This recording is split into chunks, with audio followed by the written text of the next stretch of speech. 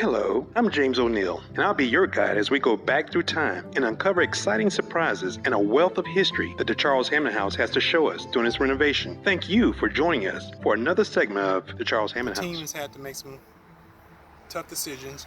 As you can see, all of the porch is pretty much disassembled except for the gable.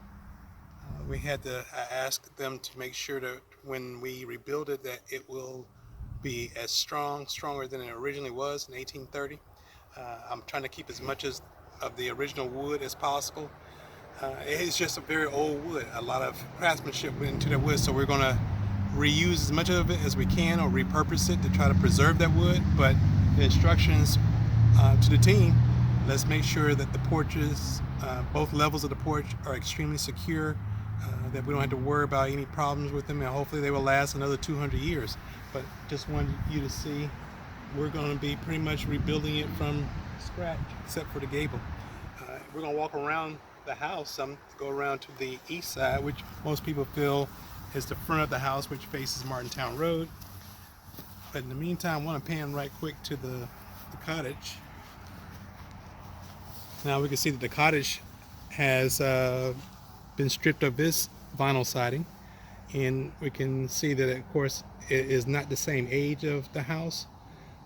It's a different construction technique for it, but still old in and of itself, and we're going to restore it. Looks like one of the posts were lost on it. Again, don't have an exact time period when this cottage was built. It's a 1-bedroom cottage that has about 600 square feet in total. We're going to reuse this space. We're going to make this porch a little bit bigger so that it can have people sitting out on a swing or so. So it did not add to the historic element of the application for the tax credits. We think it was built in the early 1900s. It's really hard to tell. Maybe we can get a team to do a wood sample to give us an idea of how old the wood is. But we're going to renovate it, make it useful again, and it's going to tie in well to the usage of the property. So let's go around to the front of the house again, which faces to the east. And we can see from this angle here that again the top level of the porch has been removed, so we can see the structural elements of it. We can see inside the gable itself, the condition of the columns as they are now. We can see the support structures that David and his team are using to support the gable as we rebuild the brick columns that the house sat on, or that the porch sat on. I had recorded this before, but I want you to see it again.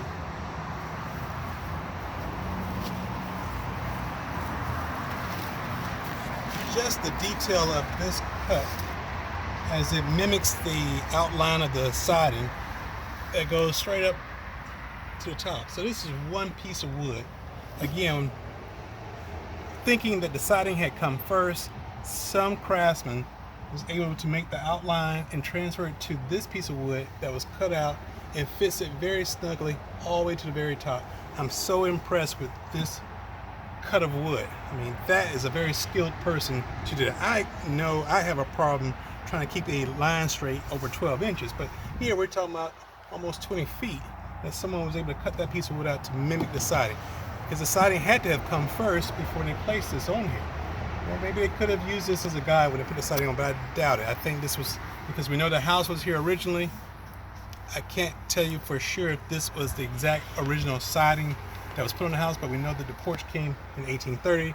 The house was built somewhere between 1765 and 1775. So again, still, that's an amazing piece of wood that has been cut to be the exact outline of this siding, this exterior siding, all the way up.